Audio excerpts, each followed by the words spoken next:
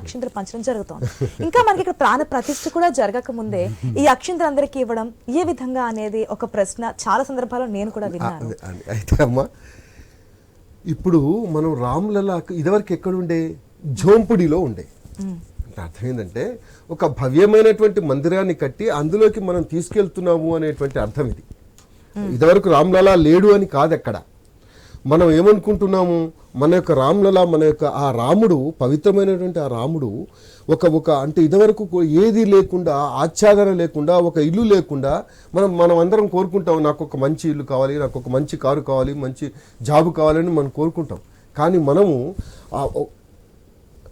నిజంగా రత్న ఖచ్చిత వైఢూర్యాలతో తులదూగినటువంటి ఆ మనిషి ఆయన. నిజంగా చెప్పాలంటే బ్రహ్మాండమైనటువంటి అయోధ్య కౌశల రాజ్యం, ఆ రాజ్యం ఎంత బ్రహ్మాండంగా భవ్యంగా ఉండేది. అటువంటి ఆ యువరాజు, అటువంటి రారాజు, అటువంటి రాజు ఇవాళ ఒక జోంపుడిలో ఉన్నాడు. ఎంత బాధ కలుగుతుందండి.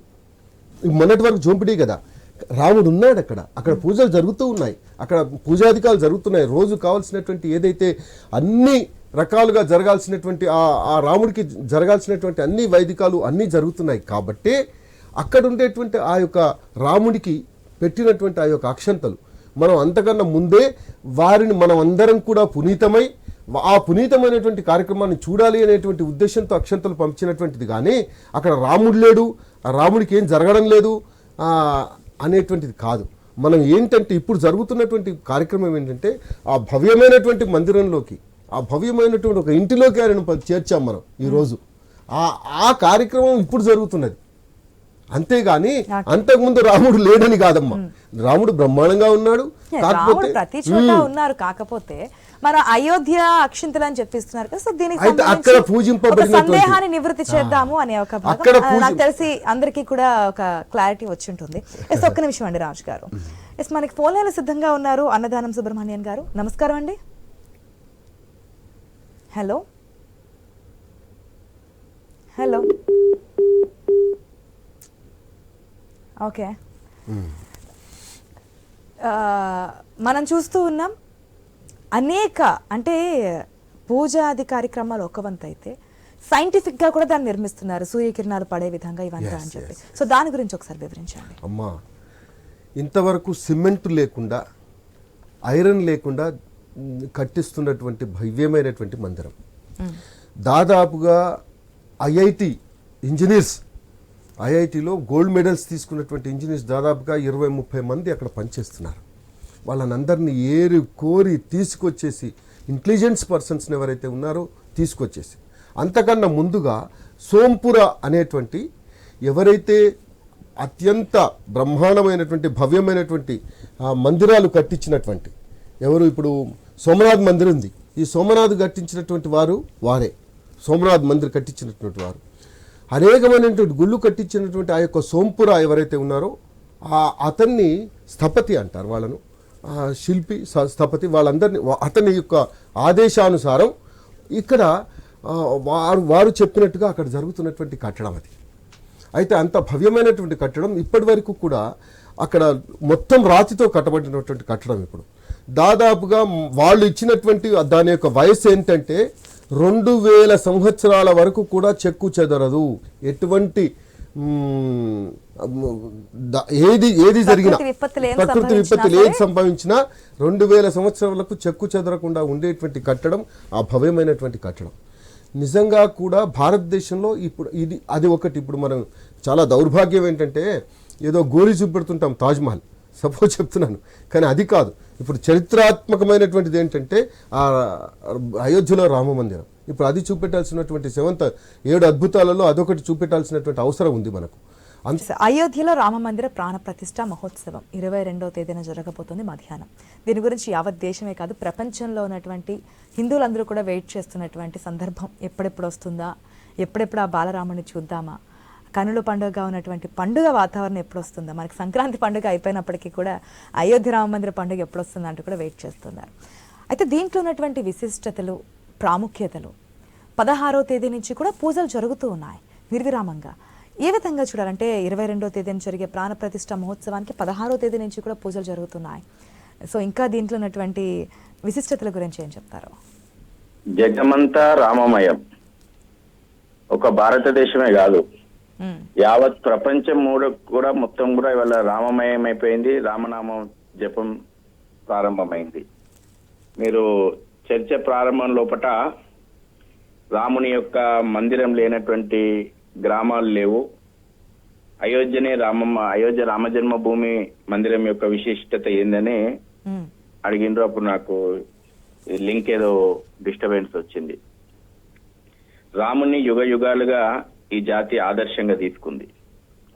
రాముడు అంటే సత్యం, రాముడు అంటే ధర్మం, రాముడు అంటే ప్రేమ, రాముడు అంటే కరుణ, రాముడు అంటే సహనం, రాముడు అంటే పౌరుషం, రాముడు అంటే పోరాటం, రాముడు అంటే ధైర్యం, రాముడు అంటే సాహసం, రాముడు అంటే దయ, రాముడు అంటే త్యాగం, రాముడు అంటే ఆదర్శం, రాముడు అంటే ఆశయం.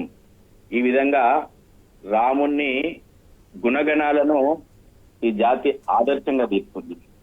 భారతీయ కుటుంబ వ్యవస్థకు రాముడు జీవించి చూపెట్టినటువంటి మార్గం ఈ జాతి అనుసరిస్తుంది. రాముని ఆదర్శంగా తీసుకొని ప్రతి హృదయం లోపట రాముని యొక్క ఆదర్శం నింపుకుంది. ప్రతి కుటుంబం లోపట రాముని ఆదర్శాన్ని పాటించింది. ప్రజారాజ్య పాలన ఎట్లుండాలంటే వాళ్ళ రాముడు అందించినటువంటి రామరాజ్యం వేల సంవత్సరాలుగా అనేక మంది రాజులకు ఆదర్శమైంది.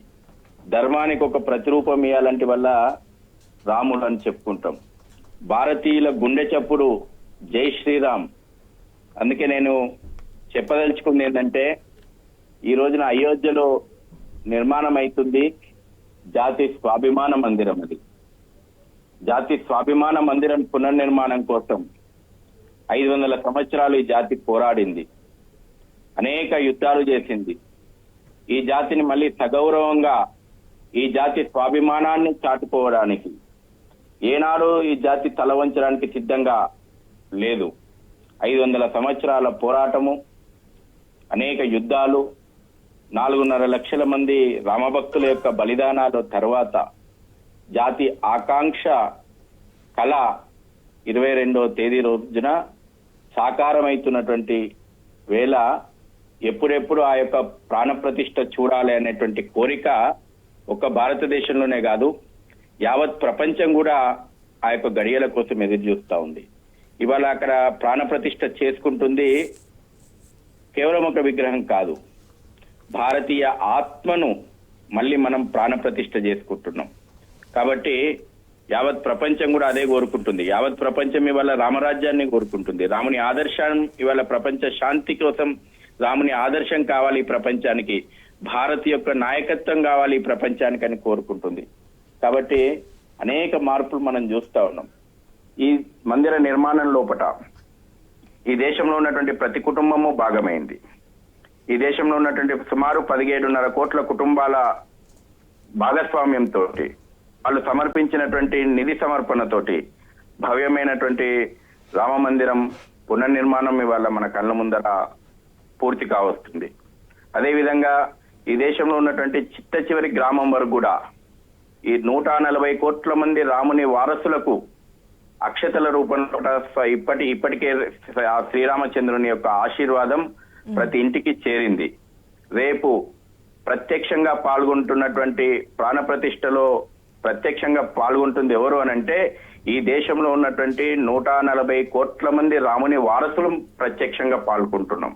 ప్రతి ఇంట్లో మనం కూర్చొని ప్రత్యక్ష ప్రసారం ద్వారా, టీవీ మాధ్యమాల ద్వారా, మీలాంటి ఛానళ్ల ద్వారా చూసి ఆ అయోధ్య రామ్ లలా యొక్క విగ్రహాన్ని రేపు 22 జనవరి రోజున ప్రాణప్రతిష్ఠ కాబోతున్నటువంటి ఆ విగ్రహాన్ని స్పర్శించినటువంటి అక్షతలు ఈపాటికి ప్రతి ఇంటికి చేరినాయి. ఆ అక్షతల రూపంలో ఆ స్వామివారి ఆశీర్వాదం ప్రతి ఇంటికి చేరింది. ఈరోజు సాక్షిభూతం ఈ తరం, నిజంగా ఈ తరం అదృష్టం చేసుకున్నాం. 11 తరాల పోరాటం తర్వాత వాళ్ళు చూడలేనిది ఈ తరం మనం చూస్తున్నాం, ఈ కళ్ళతోటి చూస్తున్నాం. రేపు ఆ యొక్క మధుర ఘట్టాలను 22 జనవరి రోజున ఆ యొక్క ప్రాణప్రతిష్ఠను చూసేటువంటి అదృష్టం మనకు కలిగింది. కాబట్టి మీ ఛానల్ ద్వారా ఈ ప్రజలందరూ కూడా, భక్తులందరూ కూడా మేము విజ్ఞప్తి చేస్తా ఉన్నాం, కుటుంబాలతో సహా ఆ యొక్క ప్రాణప్రతిష్ఠ కార్యక్రమాన్ని కలిసి చూడండి. ఫస్ట్ పిలుపు మేరకు సాయంత్రం కనీసం 5 దీపాలు వెలిగించి ఆ రామయ్యకు 500 సంవత్సరాల తర్వాత మన రాముడు, మన ఆరాధ్య రాముడు, మన మర్యాద పురుషోత్తముడు తిరిగి తన జన్మభూమి లోపల నిర్మాణమైనటువంటి భవ్యమైనటువంటి సుందరమైనటువంటి వైభవోపేతమైనటువంటి మందిరం లోపల ప్రాణప్రతిష్ఠ అవుతున్నాడు. కాబట్టి భవ్యమైనటువంటి రామజ్యోతులను వెలిగించి, దివ్యమైనటువంటి రామజ్యోతులను వెలిగించి మరో దీపోత్సవం చేసుకోవాలని ట్రస్ట్ ఇచ్చినటువంటి పిలుపు మేరకు ఈ దేశం మొత్తం కూడా ఆ రకంగా తీర్చిదిద్దబడుతుంది. మీ ద్వారా కూడా, మీ ఛానల్ ద్వారా కూడా ముఖ్యంగా తెలుగు రాష్ట్రాలు, రాముడు నడయాడినటువంటి ప్రాంతాల్లో ప్రభుత్వాలకు కూడా విజ్ఞప్తి చేస్తా ఉన్నాం. ఎండోమెంట్ పరిధిలో ఉన్నటువంటి అన్ని దేవాలయాల్లో కూడా సామూహికమైనటువంటి కార్యక్రమాలు చేయండి.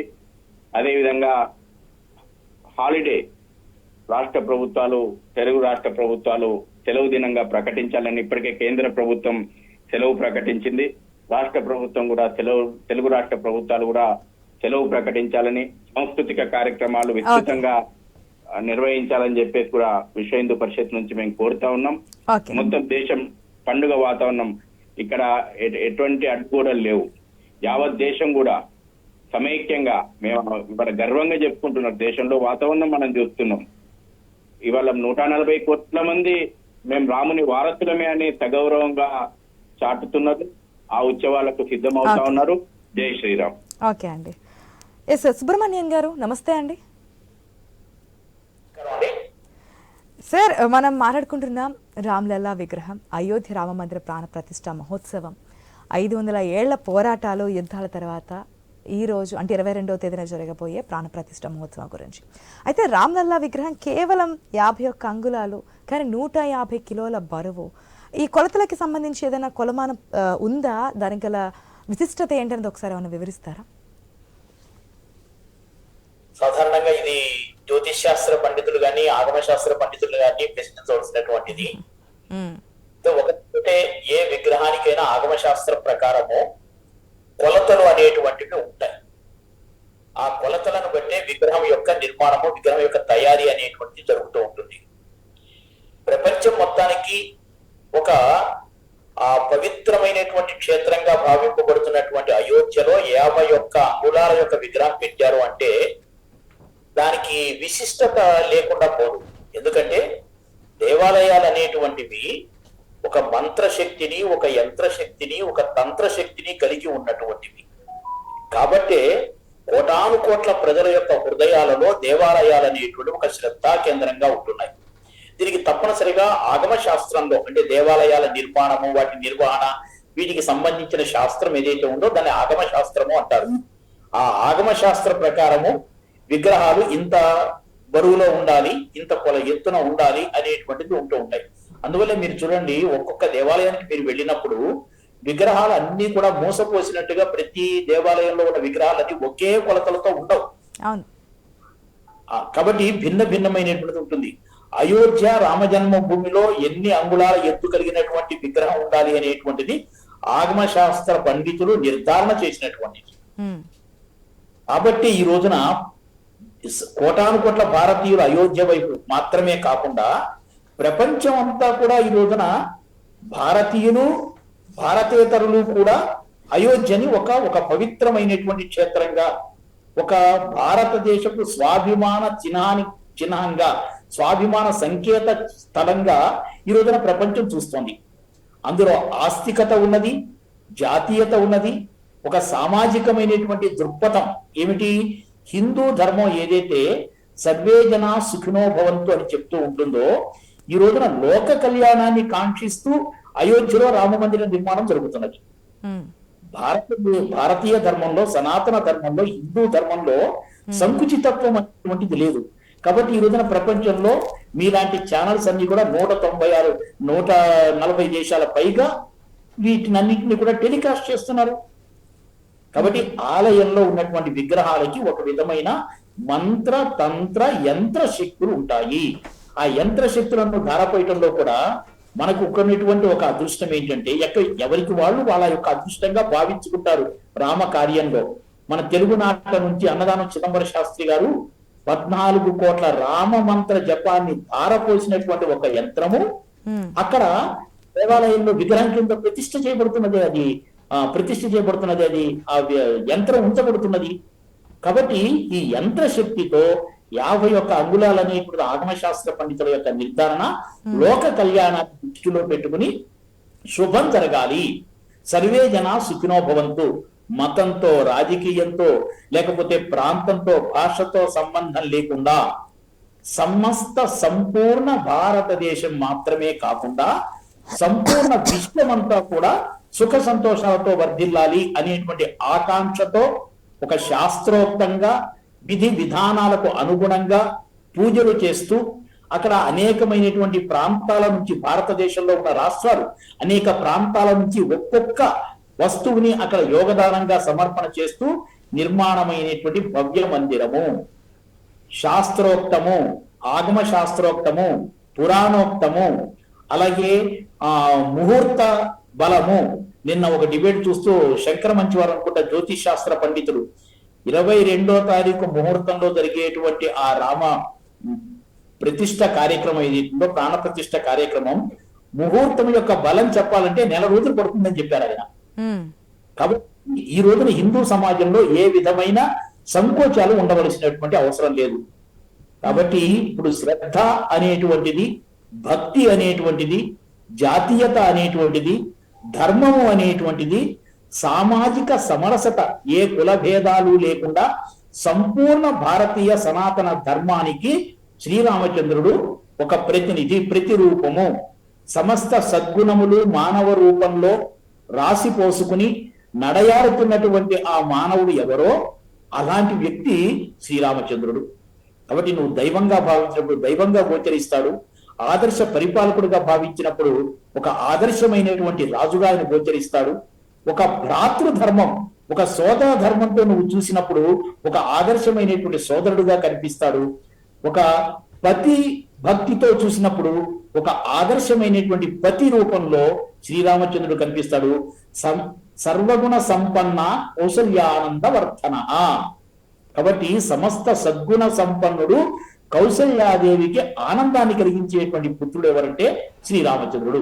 ఒక్క కౌసల్యాదేవికి మాత్రమే కాదు, కోటాను కోట్ల భారతీయులకు ఆనందాన్ని కలిగించేటువంటి వారు, మార్గదర్శనం చేసేటువంటి వారు. సమాజంలో ఒక వ్యక్తి యొక్క నడవడిక ఎలా ఉండాలి అంటే రాముని చూసి నేర్చుకోవాలి. రాముడు ఎలా తన జీవితంలో నడిచాడో ఆ విధంగా ఒక మిత్రధర్మం గాని, భ్రాతృధర్మం గాని, పతిధర్మం గాని, రాజ్యధర్మం గాని, పితృధర్మం గాని, అన్ని రకాల ధర్మాలకు ప్రతిరూపమైనటువంటి వాడు. అందువల్లనే Rama is the embodiment of ధర్మ, రామో విగ్రహవాన్ కర్మ అని ఈ రోజున శత్రువు చేత ప్రశంసింపబడినటువంటి వ్యక్తి శ్రీరామచంద్రుడు.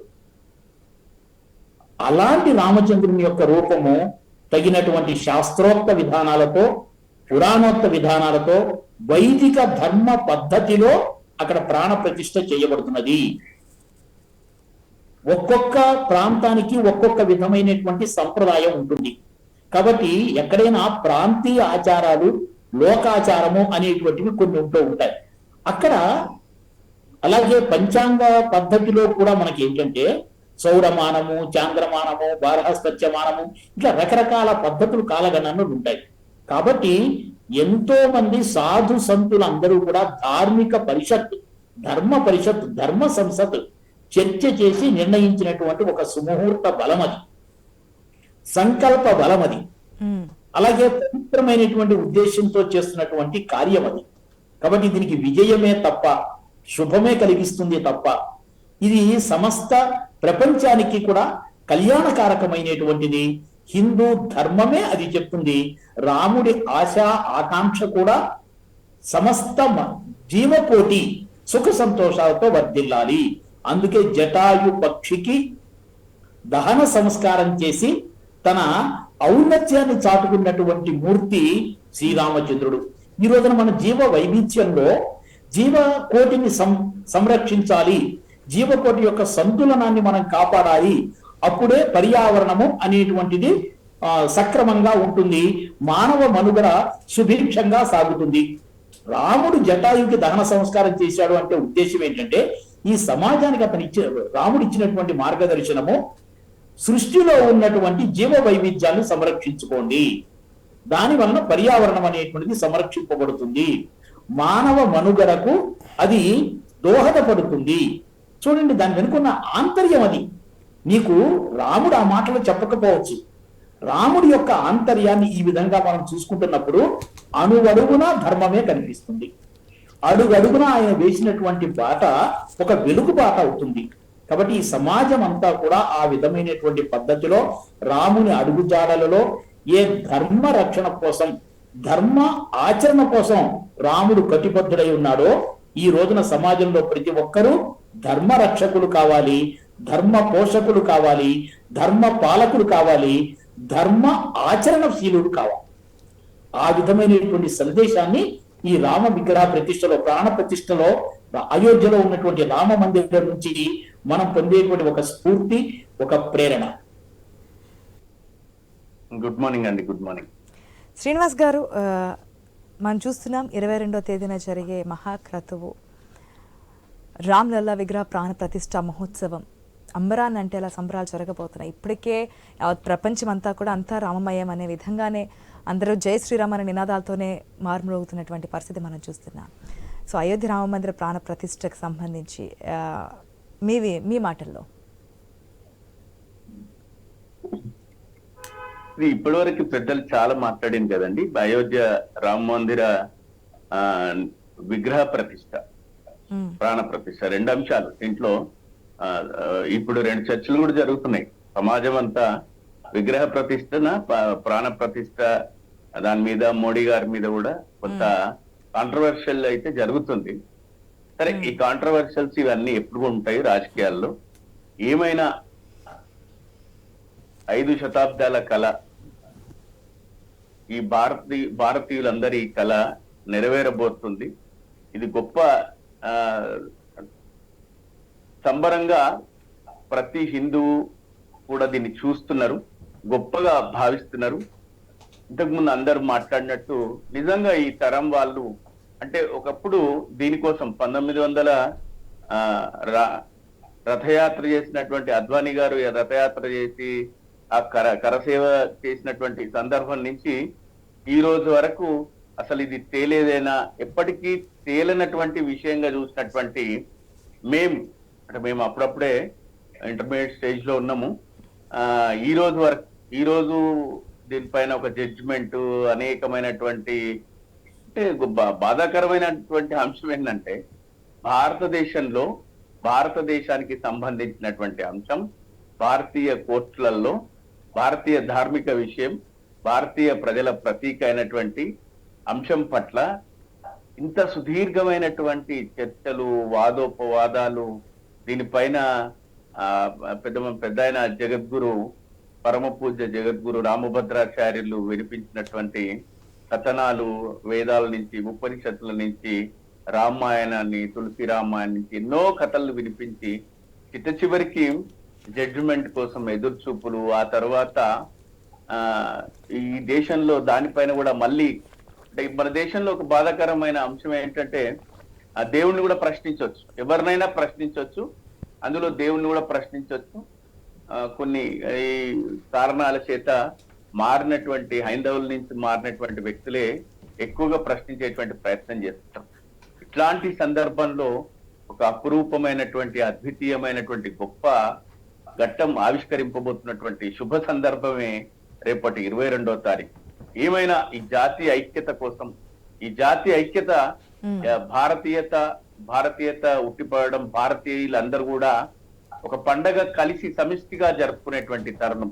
అంటే తెలుగు వాళ్ళు ఓ పండగను, లేకపోతే ఉత్తర భారతీయులు, దక్షిణ భారతీయులు అందరూ ఒక పండగను చేసుకున్నట్టయితే ఈ రామ మందిర, రాముని విగ్రహ ప్రతిష్ట, ప్రాణ ప్రతిష్ట, రెండు అంశాలు దీన్ని వేరే విధంగా తీసుకెళ్లేటువంటి ప్రయత్నం చేస్తున్నటువంటి సందర్భంగా నేను చూస్తున్నా. ఈ విగ్రహ ప్రతిష్ట కార్యక్రమంతో పార్టీలకు, కులాలకు, ఈ మతాలకు అతీతంగా, మతాలకు కూడా అతీతంగా మెజారిటీ కొత్త ఛాందసత్వాన్ని ప్రదర్శించే వాళ్ళని మినహాయిస్తే అందరిట్లో మంచి వాళ్ళు ఉంటారు, చెడ్డ వాళ్ళు ఉంటారు. అయితే ఈ మతాలకు అతీతంగా కూడా ఎందరో నేను చూస్తున్నాను, మీడియాలో చూస్తున్నాను నేను రెగ్యులర్ గా. కొంతమంది పిల్లలు కాలినడకన వేరే మతానికి సంబంధించిన వాళ్ళు కూడా అక్కడికి వస్తున్నటువంటి సందర్భం.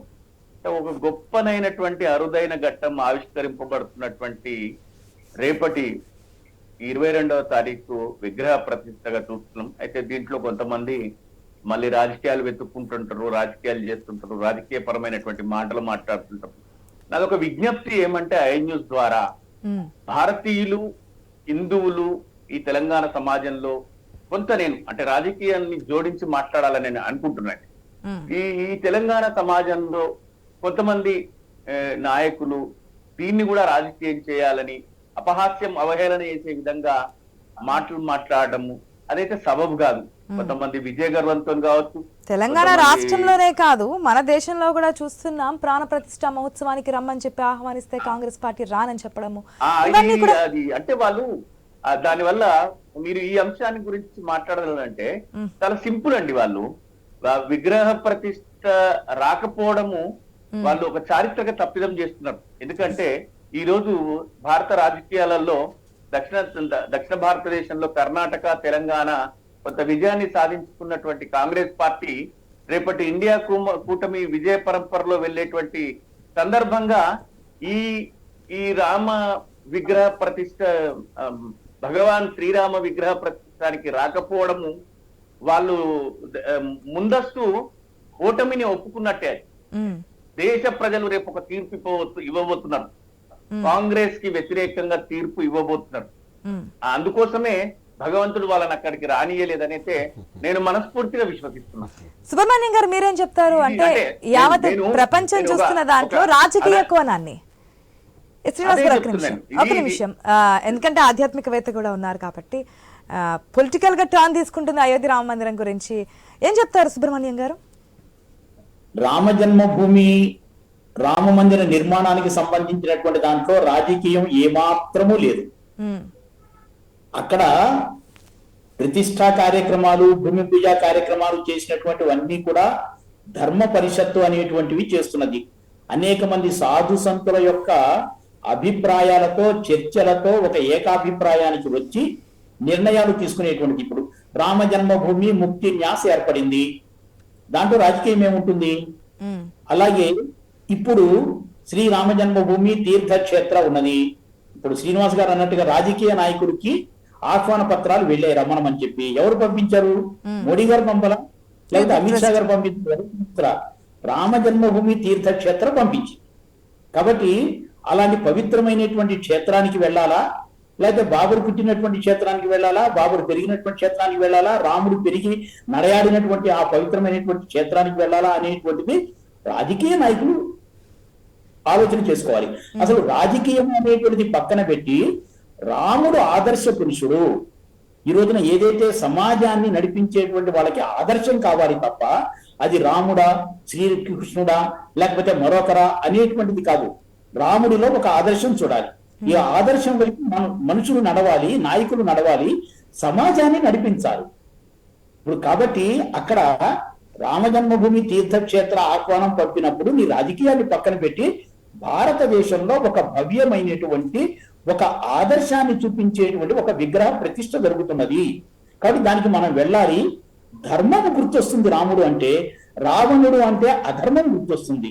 రావణో విగ్రహవాన్ దర్ప, అశ్లీలము అనేటువంటిది, దర్పము అనేటువంటిది, అసురత్వము అనేటువంటిది రావణుడిని చూస్తే వస్తుంది. సమాజానికి ఏది చూపించాలి? మనం ధర్మాన్ని చూపించాలి. రాబోయేటువంటి తరాలకి కానీ పిల్లలకి కానీ ధర్మం గురించి చెప్పాలి తప్ప అధర్మం గురించి చెప్పకూడదు. కాబట్టి ధర్మానికి ప్రతిరూపమైనటువంటి రాముడి దగ్గరికి వచ్చినప్పుడు నీ రాజకీయాన్ని పక్కన పెట్టాలి, నీ ప్రాంతీయతను పక్కన పెట్టాలి. రామ జన్మభూమి తీర్థక్షేత్ర ఏమాత్రము రాజకీయం చేయటం లేదని సంపూర్ణమైన విశ్వాసం నాకున్నది. ఎవరు రాజకీయం చేస్తున్నారు అంటే ఈ రాజకీయ పార్టీలు వాళ్ళు చేస్తున్నారు. వాళ్ళు రాకపోవడం అనేటువంటిది రాజకీయం జరుగుతుంది. అక్కడ వాళ్ళే రాజకీయం చెయ్యాలి అనుకుంటే ఈ పార్టీల వాళ్ళందరికీ ఆహ్వానాలు పంపవలసిన అవసరం లేదు. కానీ వ్యతిరేకించినటువంటి వాళ్ళకి కూడా వాళ్ళు ఆహ్వానాలు పంపారు. ఉంటే ఒక్క మాట చెప్పాలంటే రామ జన్మభూమి పోరాటం జరుగుతున్నటువంటి సమయంలో 13 మంది అయోధ్యలో ఉన్నటువంటి ముస్లిం మత ప్రవక్తలందరూ కూడా 1949 సంవత్సరంలో మెజిస్ట్రేట్ దగ్గరికి వెళ్ళి, అయ్యా ఇది రాముడు పుట్టినటువంటి జన్మభూమి అని మేమందరం కూడా విశ్వసిస్తున్నాము, దీన్ని ఆ రామాలయం నిర్మాణానికి ఇవ్వండి అని చెప్పి వాళ్ళు విజ్ఞప్తి చేశారు. దానికి చారిత్రకమైనటువంటి ఆధారాలు ఉన్నాయి. కాబట్టి ముస్లింలందరూ కూడా దీన్ని కొంతమంది ముస్లింలు సమర్థన చేస్తున్నారు, అనేక మంది హిందువులందరూ కూడా దీన్ని సమర్థన చేస్తున్నారు. ఇప్పుడు అక్షతల పంపిణీ కార్యక్రమం జరుగుతున్నది.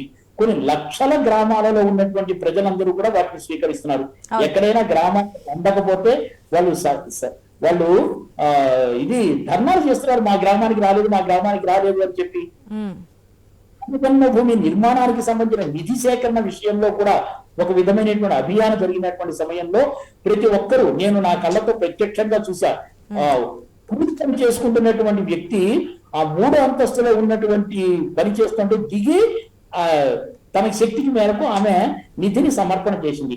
ఇది శ్రద్ధ అంటే, ఇది భక్తి అంటే. రాముడు ఈ సమాజానికి ఇచ్చినటువంటి మార్గదర్శనం అంటే ఇది.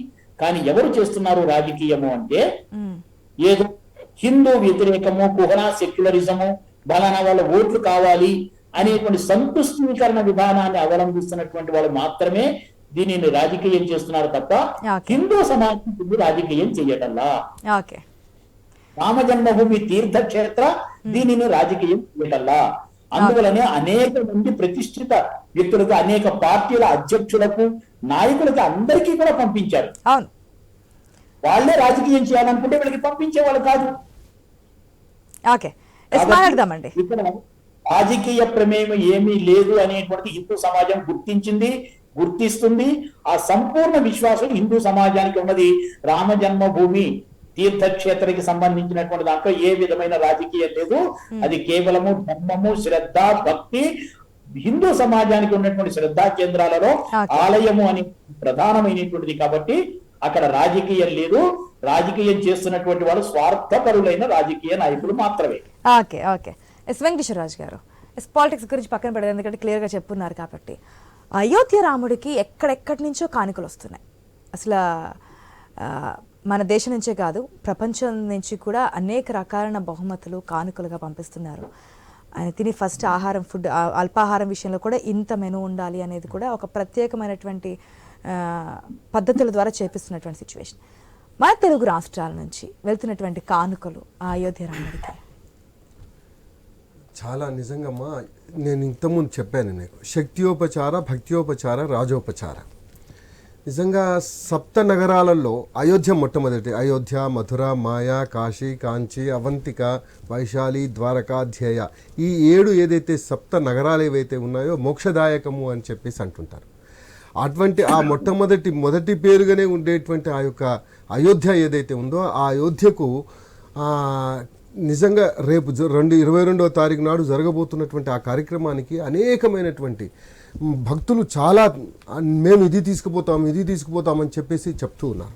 కొంతమంది నిజంగా కూడా అక్కడికి వెళితే కొన్ని రిజెక్ట్ చేసినటువంటి పరిస్థితులు కూడా, వాళ్ళ యొక్క ఇంటర్వ్యూ దొరికినటువంటి చంపతరాయ్ గారి ఇంటర్వ్యూ దొరికినటువంటి పరిస్థితి కూడా ఉంది.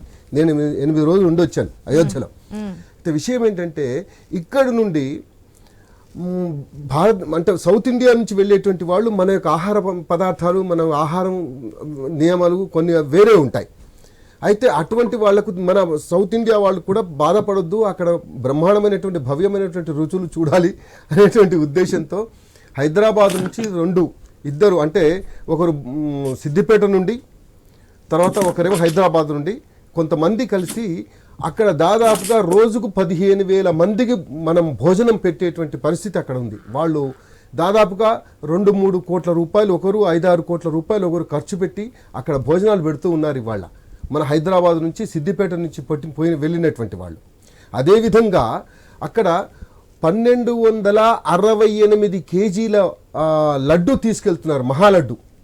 ఆ లడ్డు ఏంది? 1268 కేజీల లడ్డు. దానికి తార్కాణం అసలు దానికి ఏంటి, ఎందుకు ఈ 1268 కేజీలు అని చెప్పి చాలామంది అడుగుతుంటారు. ఏంటి అంటే, రామజన్మభూమి మొట్టమొదటి శిలాన్యాసం చేసినటువంటి రోజు నుండి ఈ రోజు రేపు 22వ తారీఖు వరకు ఏదైతే ఆ లెక్క చేస్తే 1268 రోజులు వచ్చినాయి. అయితే ఆ భక్తుడు ఏమనుకున్నా అంటే రోజుకొక కేజీ చొప్పున నేను ఆ స్వామివారికి అర్పిస్తాను అని చెప్పేసి అతను 1268 కిలోల లడ్డు తీసుకుని వెళ్ళాడు. తర్వాత ఇంకొక ఆయన నేను ఆ స్వామివారికి నేను బ్రహ్మాండమైనటువంటి మొదటి హారతి నేనే ఇస్తా అని చెప్పేసి 108 కేజీల హారతి కర్పూరం బిళ్ళ తీసుకెళ్ళాడు. అంతేకాకుండా ఒక స్వామివారు 1118 హవన సామగ్రి ఏదైతే ఉంటుందో ఒక్కొక్క కేజీ అవన్నీ తీసుకొని అంటే అక్కడికి తీసుకెళ్లి తీర్థక్షేత్ర ట్రస్ట్ వాళ్ళకి ఇస్తున్నారు. అంటే నేను అనేది ఏంటంటే ఇప్పుడు ఇక్కడ నుంచి బంగారు చీర వెళ్తుంది, తిరుపతి బంగారు నుంచి లక్ష ఇప్పుడు లడ్డూలు రేపు వెళ్తున్నాయి. ఏది ఏదో ఊరుంది కదా ఇక్కడ సిరిసిల్ల దగ్గర ఆ ఊరు నుండి 16 మీటర్ల చీర తీసుకుని వెళుతున్నారు. అంటే ఈ విధంగా అంటే వృత్త ఏ విధంగానైతే అలనాటి ఆ వారధి కడుతూ ఉన్నప్పుడు నేను కూడా ఒక సమిధనైతాను, నేను కూడా అందులో పాలు పంచుకుంటాను అనేటువంటి విధంగా అదైతే చేసిందో అదే విధంగా ఇప్పుడు కూడా ఆయనకు బ్రహ్మాండమైనటువంటి ఆ బాలరాముడికి ఇటువంటి కానుకలు తీసుకొని వెళుతున్నారు.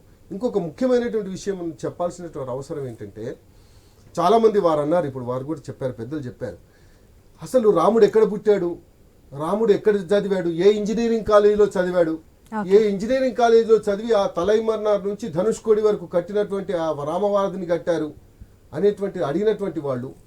అదేవిధంగా అంటే ఎంత దారుణం అంటే ఇప్పుడు చేసేటువంటిదంతా కూడా ఒక రాజకీయం అంటున్నటువంటి వాళ్ళు నిజంగా అక్కడ జరుగుతున్నటువంటి ఆధ్యాత్మికత ఏదైతే వెల్లు విరుస్తుందో ప్రపంచం మొత్తం ఒక హిందువులే కాదండి, అనేక రకాలైనటువంటి జాతి మత కుల ప్రాంత భాష భేదాలు లేకుండా ఇవాళ ఏదైతే రాష్ట్రాలు రాజ్యాలు కాకుండా దేశాలు కాకుండా అన్ని దేశాలలో ఇవాళ ఆ యొక్క భవ్యమైనటువంటి కార్యక్రమాన్ని చూస్తూ భజనలు చేస్తూ ఆ స్వామివారిలో లీనమైపోతున్నటువంటి ఆ అత్యంత పరిస్థితి.